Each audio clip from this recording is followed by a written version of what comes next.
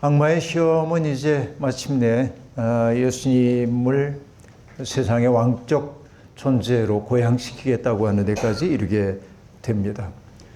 주님이 왕이 된다고 한다면은 더 이상 고생하지 않아도 괜찮습니다. 왕은 마음대로 하는 거니까요. 그렇죠? 누군가를 깨우치기 위한 노력을 하지 않아도 괜찮습니다. 깨닫지 못하더라도 명령하면 되니까요. 어둠에 맞서는 투쟁을 할 필요도 없습니다. 그 어둠을 명하기만 하면 되니까요. 그리고 가슴 아픈 일 더 이상 벌어지지 않아도 될 것처럼 보이기도 합니다. 이것이 바로 사람들이 예수에게 원하는 모습입니다. 내 마음속에 있는 어둠을 없애주세요.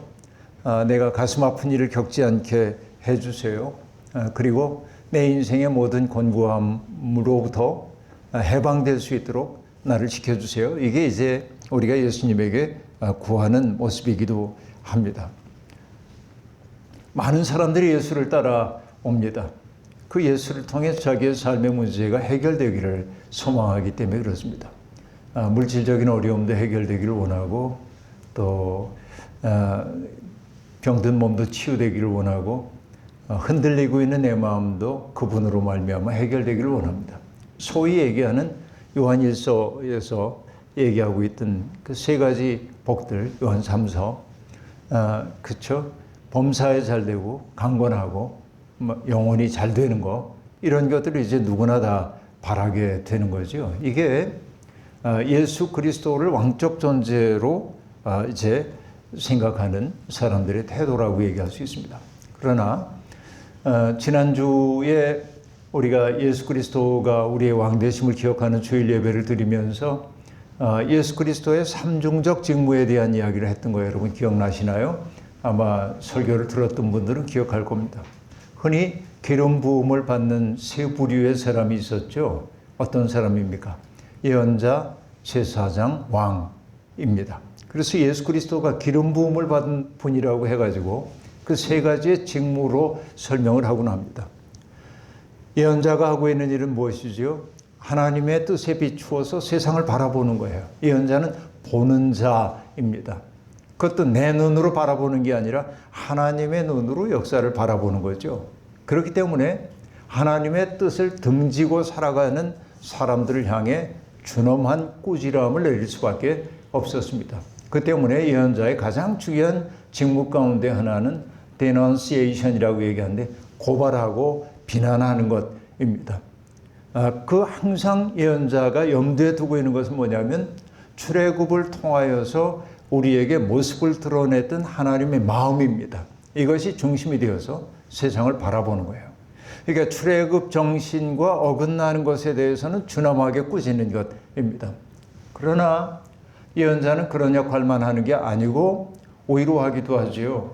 내 백성을 위로하라, 내 백성을 위로하라 하는 말이 들려왔던 것처럼 상심 속에 빠져있는 사람들, 희망을 잃고 있는 사람들에게 하나님으로부터 비롯되는 궁극적인 소망이 있음을, 어둠을 뚫고 들어오고 있는 빛이 있음을 알려주고, 오늘은 시련의 시간이지만은 다음에는 기쁨의 시간이 올 거라고 그렇게 위로하는 역할도 합니다. consolation.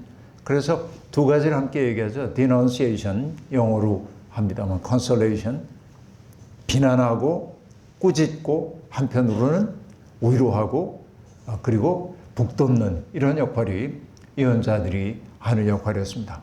예수 그리스도의 삶이 꼭 그런 삶이었죠. 위선에 대해서는 준엄하게 꾸짖었고 하나님을 가장 잘 믿는다고 하면서 오히려 하나님의 뜻으로부터 멀어지도록 하고 있는 그 당시의 성전 체제에 대해서는 상당히 비판적으로 얘기를 했으나 그러나 사회 밑바닥에서 고통받고 있는 사람들은 위로하고 북돋고 사랑으로 보듬어 안았던 것을 알 수 있습니다. 이런 의미에서 예수님은 예언자적 직무를 수행했다 말할 수 있습니다.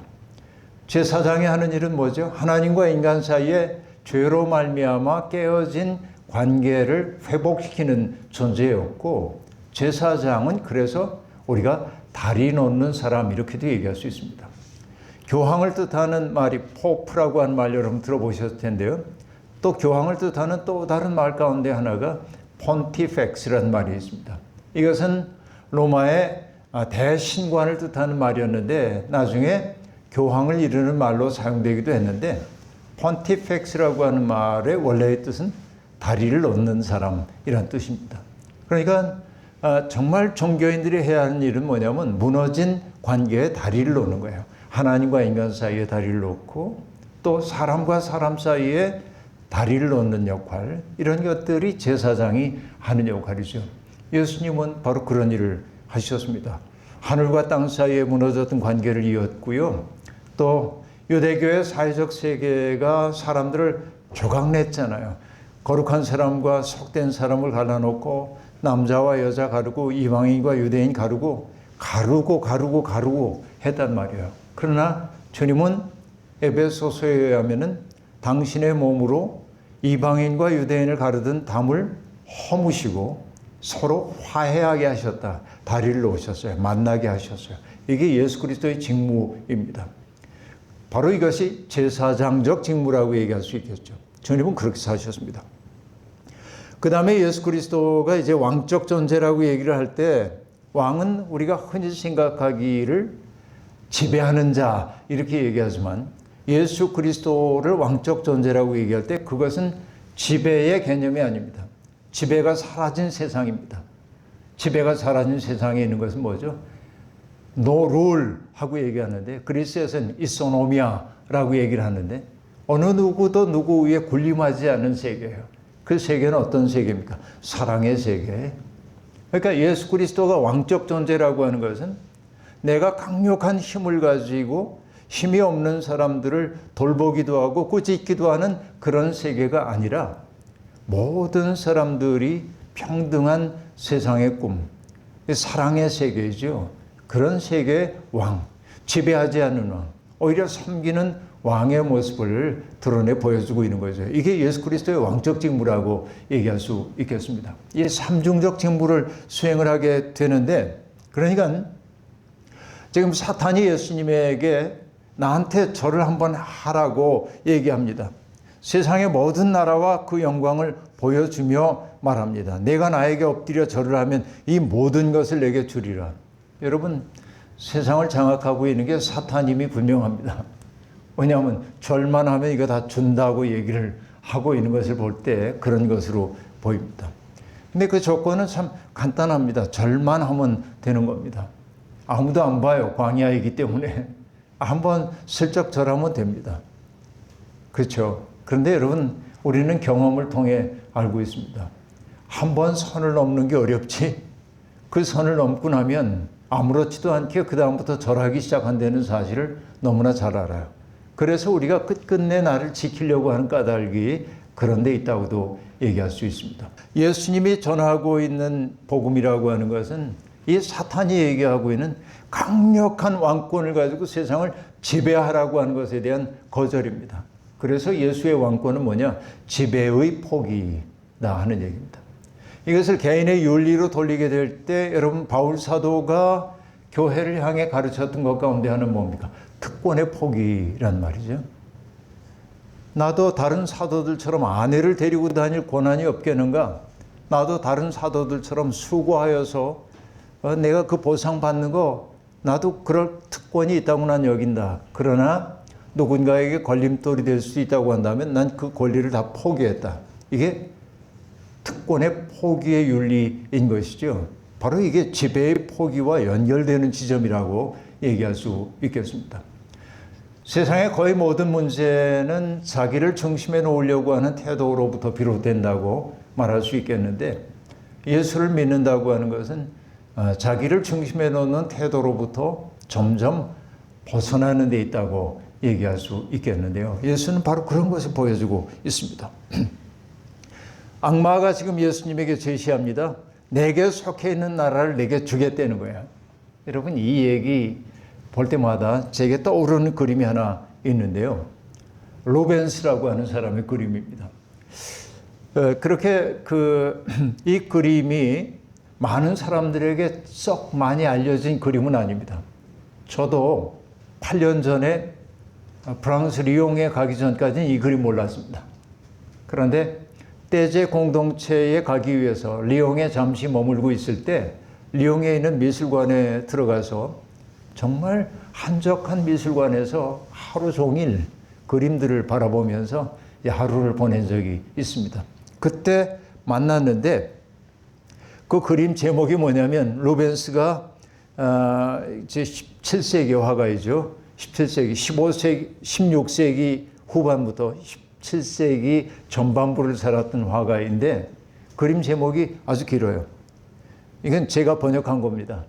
그리스도의 진노로부터 세상을 지키는 성 도미니크와 성 프란체스코입니다.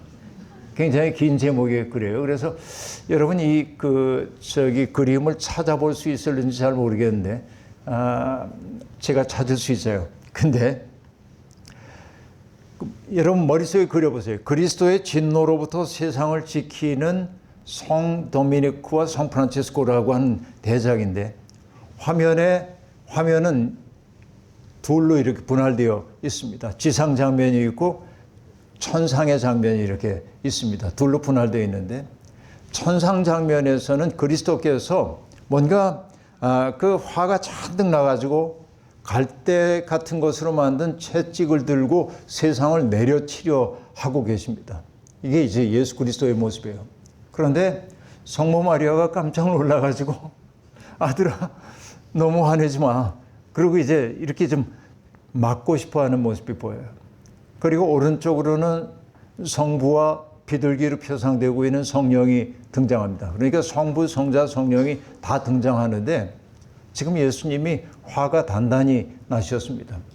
왜 그런가 했더니 여러분 분할된 그 공간에서 밑에 장면은 지상적 장면이라고 볼 수 있겠는데 이 지상 장면에서의 모습은 뭐냐면 지구본이 있어요. 지구본. 동그란 지구본이 있는데 그 지구본을 뱀이 감싸고 있습니다. 뱀이 싹 감싸고 있어요. 여기 상징적인 얘기이죠.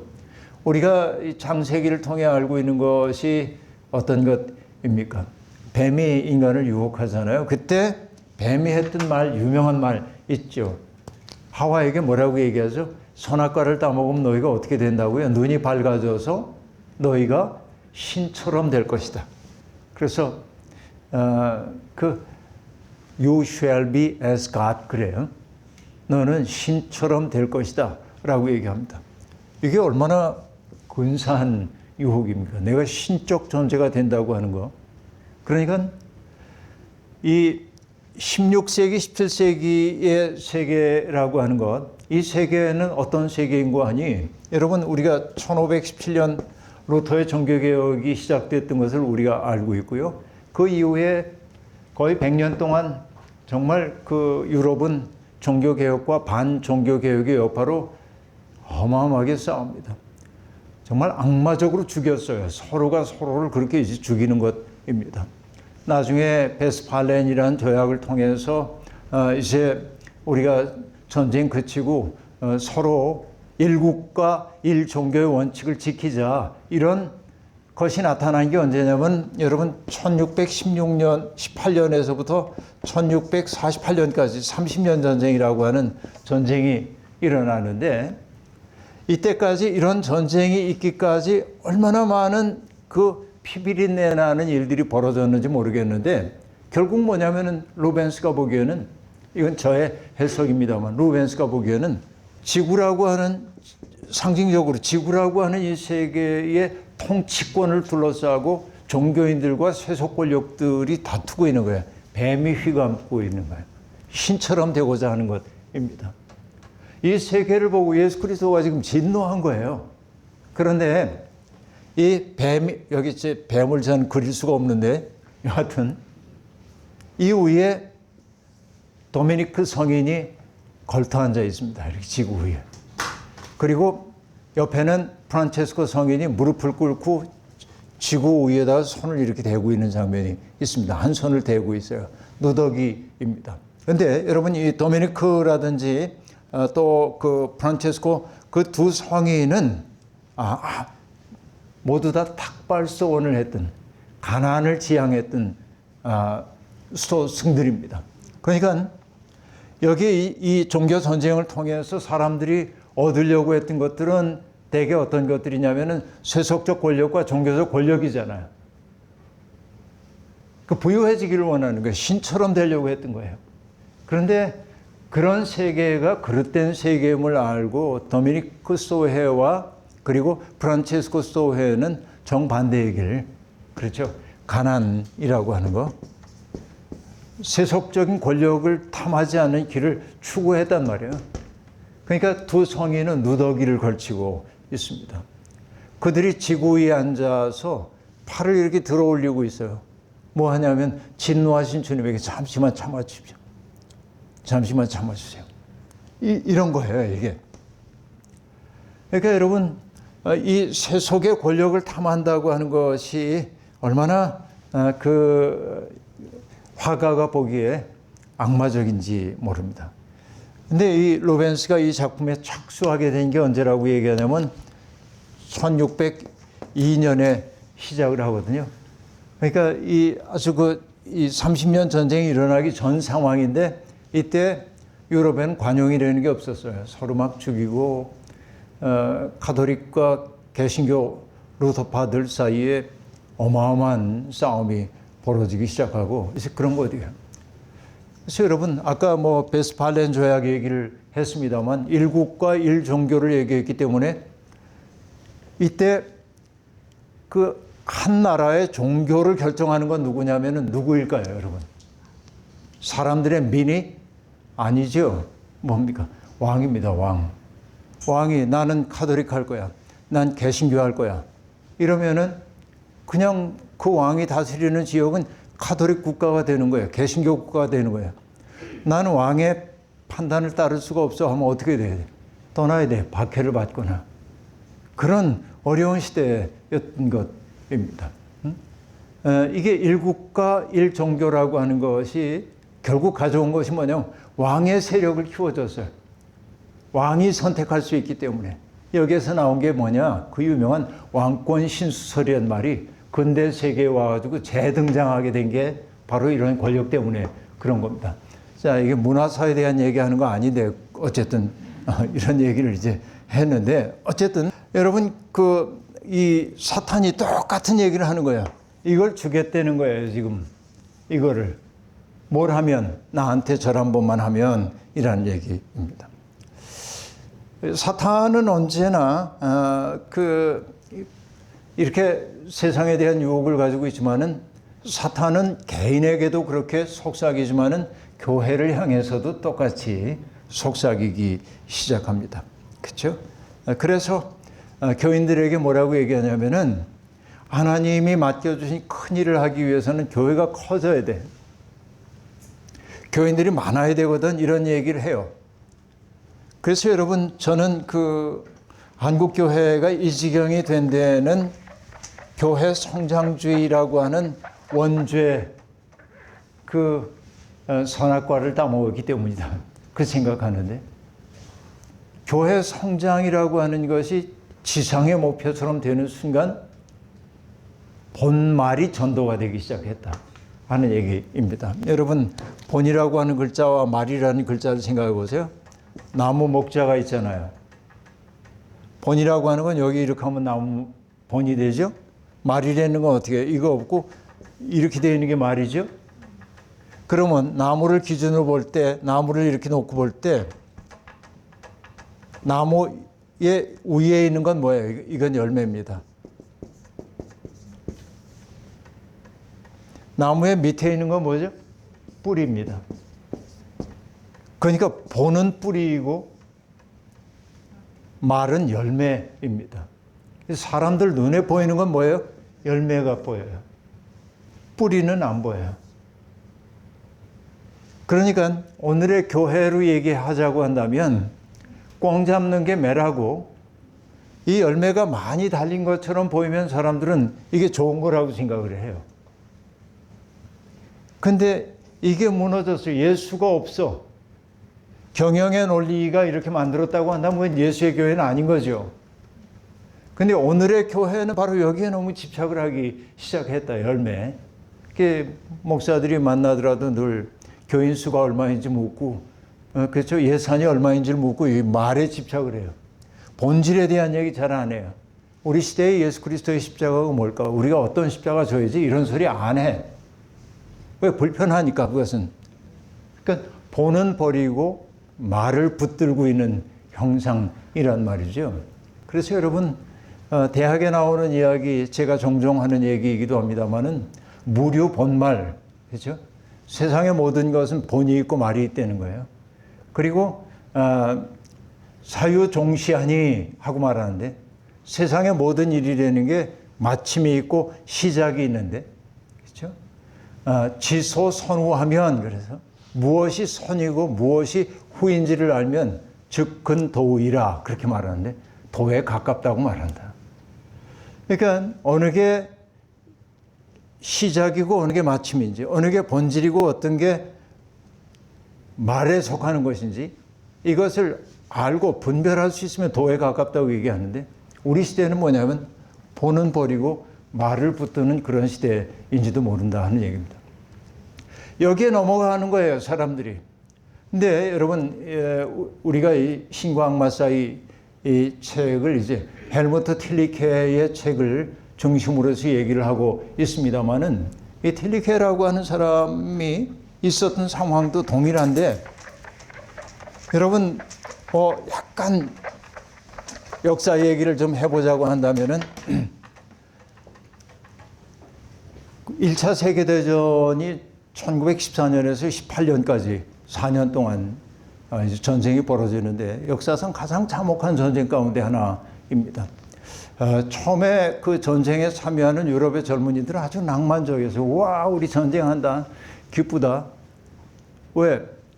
전쟁이 금방 끝날 거라고 생각했고 전쟁에 참여하는 게 시민의 의무라고 생각을 했기 때문에 그거 벗어나는 건 비겁하다고 생각했어요. 그 대부분의 사람들이 전쟁에 참여하면서 뭐라고 생각했냐면 4개월 안에 전쟁 끝날 거예요. 그러니까 우린 크리스마스를 가족들과 함께 보낼 수 있지. 이렇게 생각하며 전쟁에 참여합니다. 그러나 전쟁이 4년 지속되는 동안 그들의 모든 이념이 다 깨져요. 참호 속에 있으면서, 그렇죠? 참호전, 정말 끔찍한 참호전. 그리고 참호와 참호 사이에 노맨스랜드라고 하는 거기 그 속에서 정말 나가기만 하면 쏘고 죽고 이제 이런 일들이 참혹하게 벌어지는 거죠. 전쟁은 낭만이 절대로 아닙니다. 근데 결국은 패전 국가가 어디예요? 독일이 패전 국가가 되죠. 그러니까 베르사유의 조약에 의해서 독일은 막대한 전비를 지불해야 했습니다. 배상금을 내야 되고. 그러다 보니까 여러분 물가가 어마어마하게 폭등하고 국민들의 벌어들이는 거 다 갖다 줘야 했기 때문에, 그러니까 이루 말할 수 없는 그 어려움들이 찾아오는 거예요. 게다가 여러분 그 여파 1929년에 그 대공황이 오잖아요, 미국에서. 이 독일이 더 어려워져요. 그러니까 못 살겠다.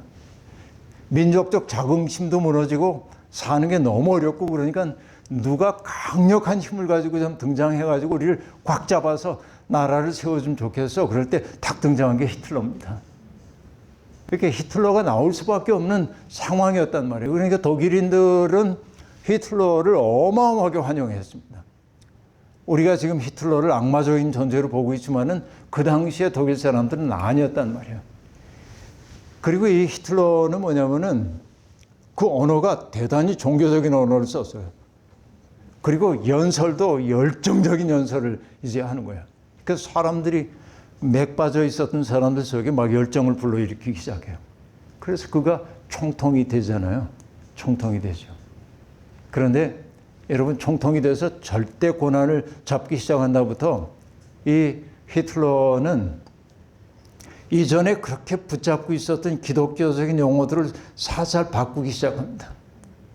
어떻게 바꾸냐면은 기독교가 전통적으로 소중하게 생각했던 것, 약자들에 대한 연민이라든지 겸손이라든지 이런 가치들을 아주 그 노예의 도덕인 것처럼 비하하기 시작하고 싹 바꾸기 시작해요.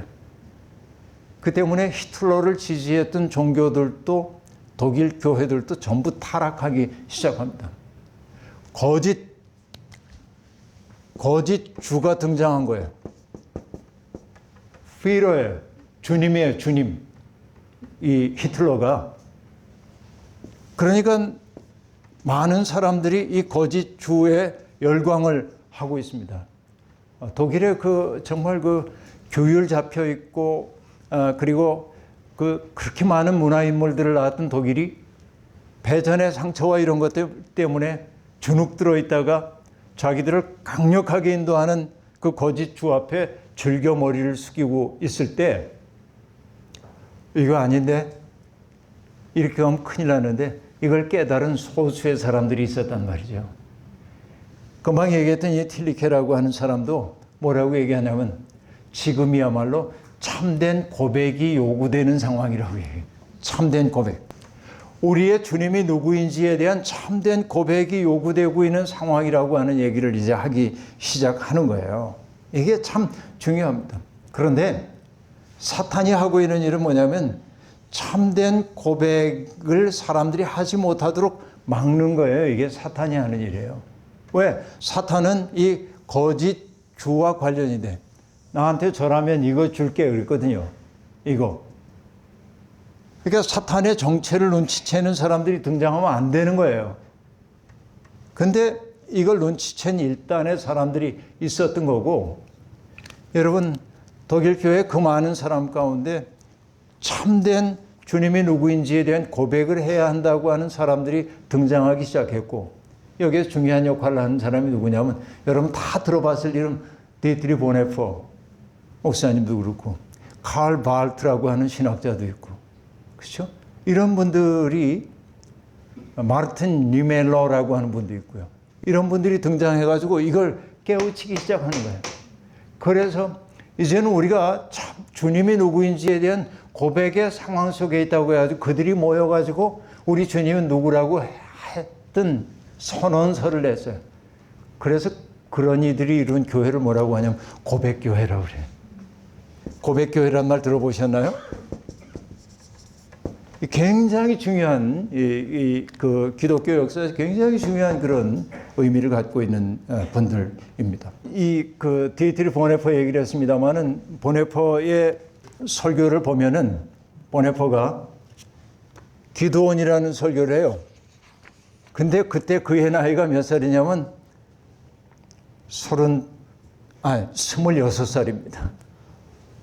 근데 히틀러가 총통이 되기 전에, 그러니까 독일 그 나치가 다수당이 되어서 히틀러가 권좌에 막 올라가기 직전 상황인데, 히틀러가 총통이 된 게 1933년인가 그렇거든요.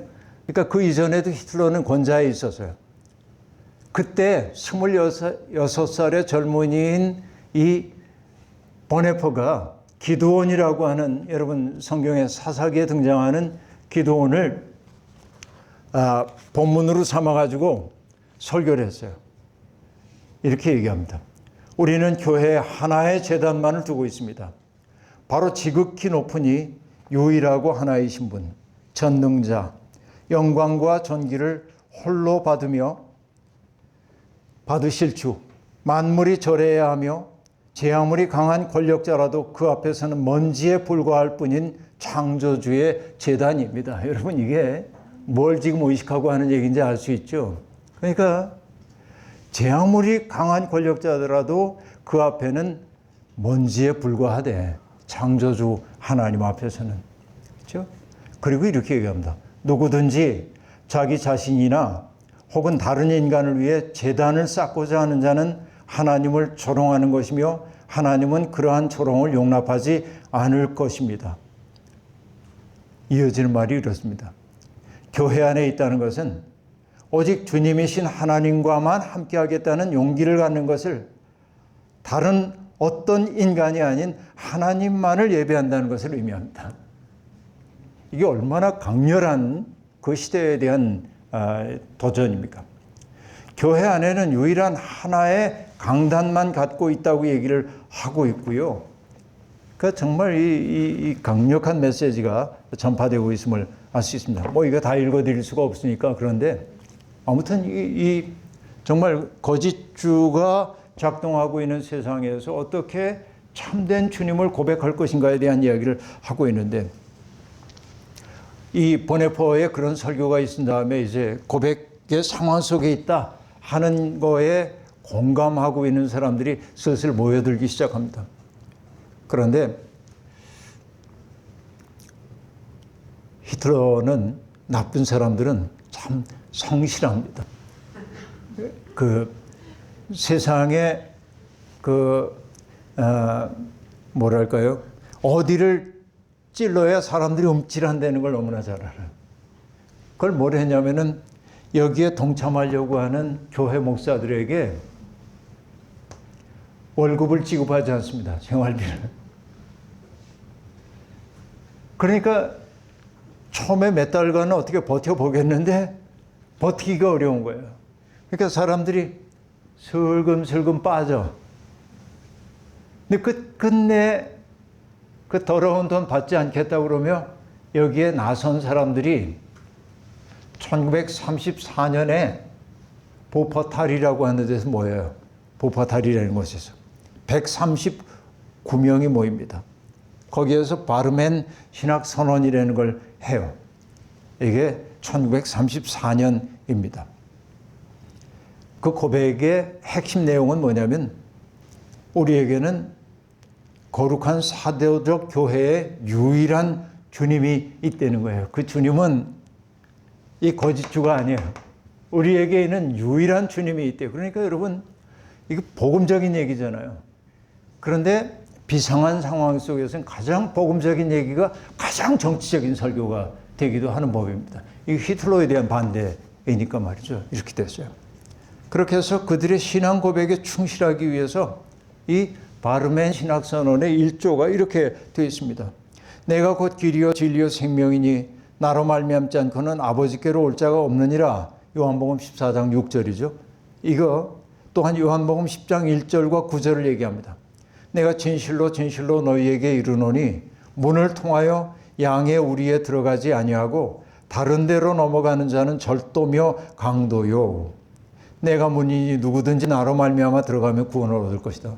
여러분, 여기 절도와 강도가 누군지 다 알죠? 그러니까 이런 상황 속에서 예수를 믿는 게 뭐냐? 그러니까 교회는 하나님의 이 유일한 말씀을 떠나거나 그 하나님이 아닌 다른 세력들을 하나님인 양 추구하는 순간 그건 거짓에 빠질 수밖에 없다는 사실을 고백하는 거예요. tillic해도 그것 때문에 우리가 참된 고백의 상황 속에 있다고 얘기하고 있는 게 바로 이런 상황이라고 볼 수 있는 것입니다. 그래요. 이게 바로 정말 이 마귀가 사탄이 세 번째 시험 이야기, 나한테 절하면은 만국을 다스리는 권세를 줄게 라고 얘기할 때 그게 얼마나 위험한 일인지, 그 사탄은 대개 이 거짓 주들이거든요. 그래서 하나님이 우리에게 보여주고 있는 것, 그것은 뭐였습니까?